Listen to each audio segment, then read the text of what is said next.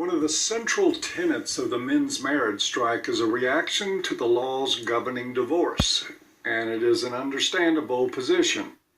Marriage and subsequently divorce puts men at some very serious risk.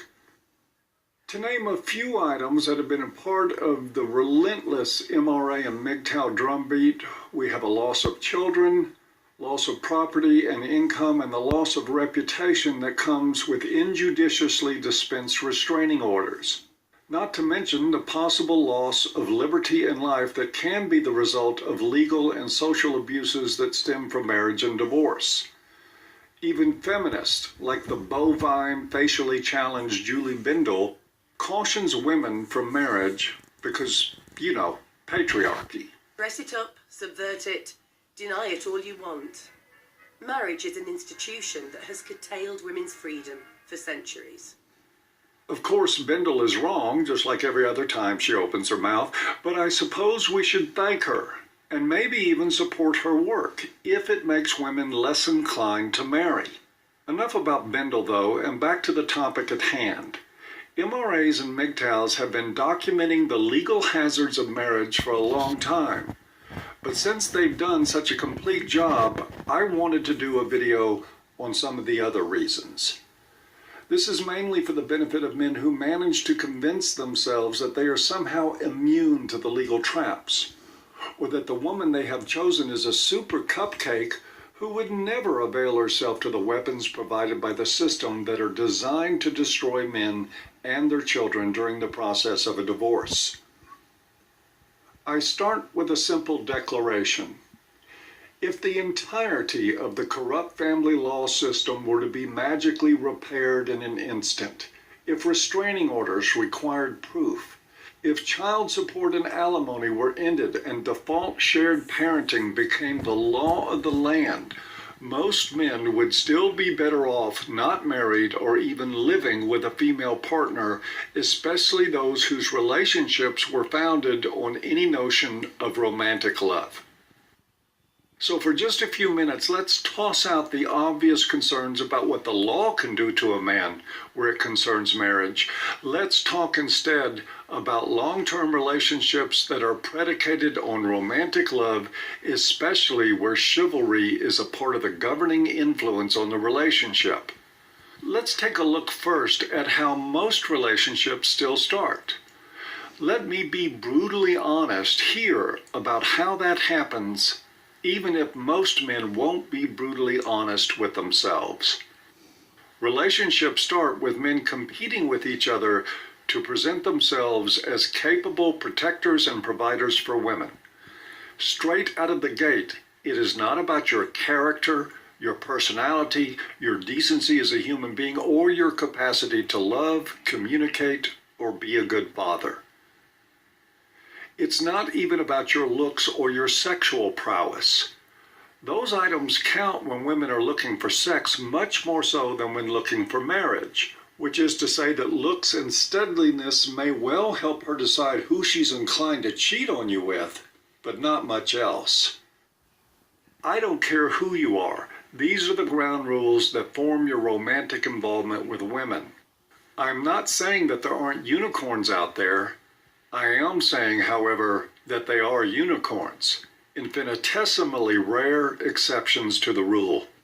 And so far, we have not even factored in the current self-aggrandizement and neurotic entitlement that permeates Western female culture.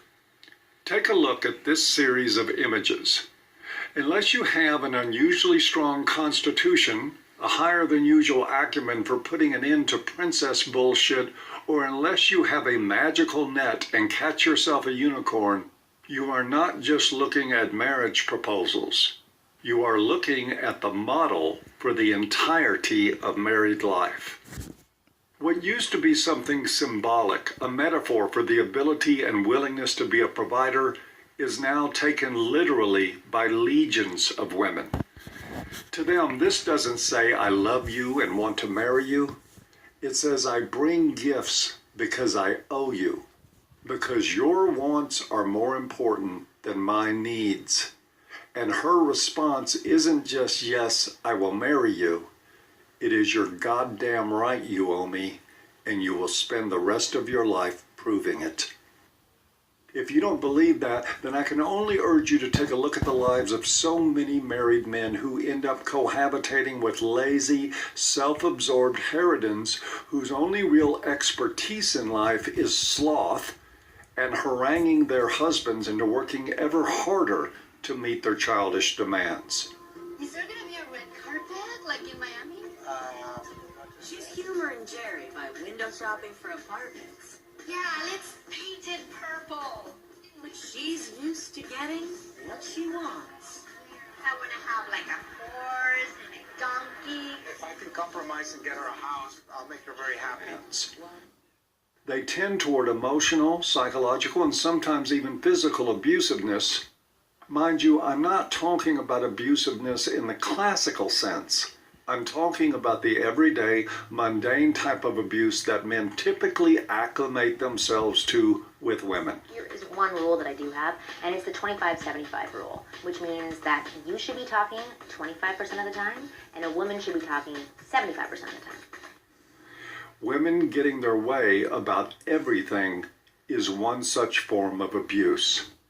It is the kind of abuse that men frequently end up creating euphemisms for, like, oh, that's just how women are. Well, yes, that is just how women are. The question is really why men are so quick to put up with it. For instance, one of the things that most men will get used to in so-called successful marriages is that every major decision that impacts their lives is going to be made by her. Any real estate agent will be able to tell you that when a couple purchases a home, usually the most significant and costly investment of their lives, it is the woman who's going to make the decision. Even if you are one paying for the home, agents know you probably don't count for much in the equation. They are selling to her, not you, or even you as part of a couple. They pitch the bitch. You're just the wallet. This isn't limited to homes. According to Martha Barletta, author of Marketing to Women, U.S. women control or influence $7 trillion in consumer spending annually and make 85% of all purchase decisions. Notice that the 85% figure is about all purchase decisions, not just the home. That means, at least statistically speaking, the moment you get married, the lion's share of your purchasing decisions are no longer yours. They're in her hands.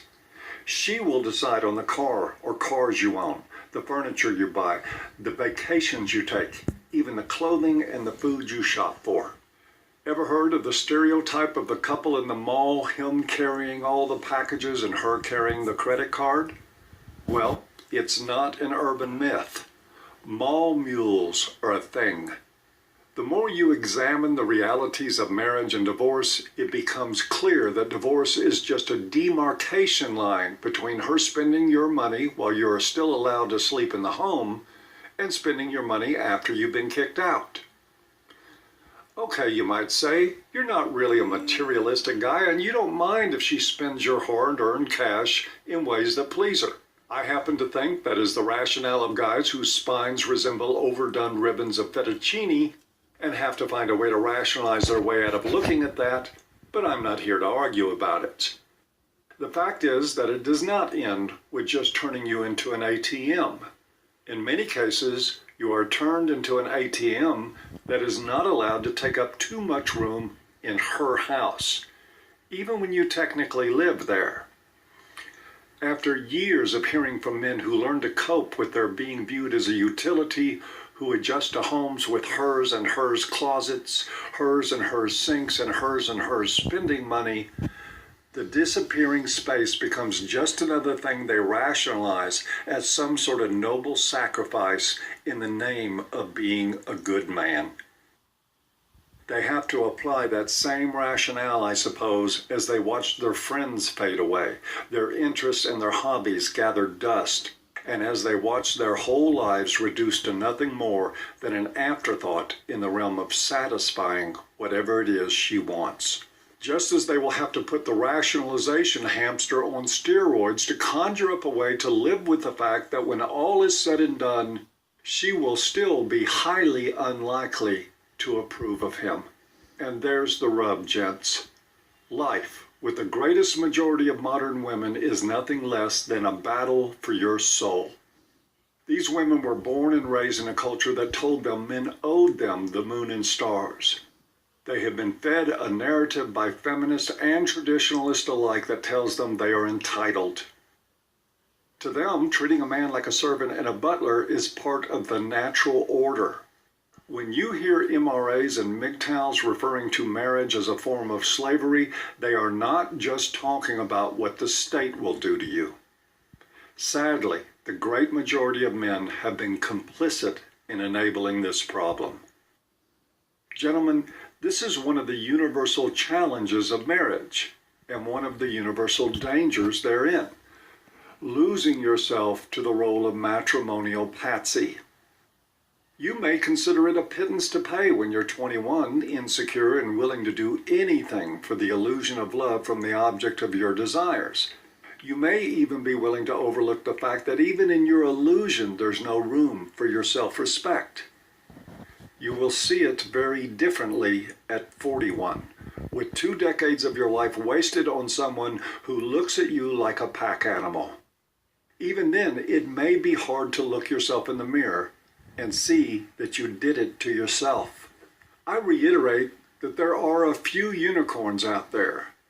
But of course, in the throes of infatuation and romantic love, every man thinks that is just what he has found. Nearly every last one of them is wrong. It's true that we need to revamp family law before marriage will ever be safe again. We also need to revamp women. With the growth of the new narrative, men are starting to revamp themselves. I'm going to end this talk with a story once told me by a psychiatrist that I used to work with, who happened to be Jewish. He explained to me the difference between a schlemiel, a schlemazel, and a schmuck. Paul, he said, say there are 3 guys having dinner together. The schlemiel is the guy who spills his soup. The schlemazel is the guy he spills it on. The schmuck is the guy who cleans it up. So, in closing, let me say this. Please, don't be a schmuck. Don't get married. Not until some very big changes have happened in the world. In the meantime, do your part to make those changes happen.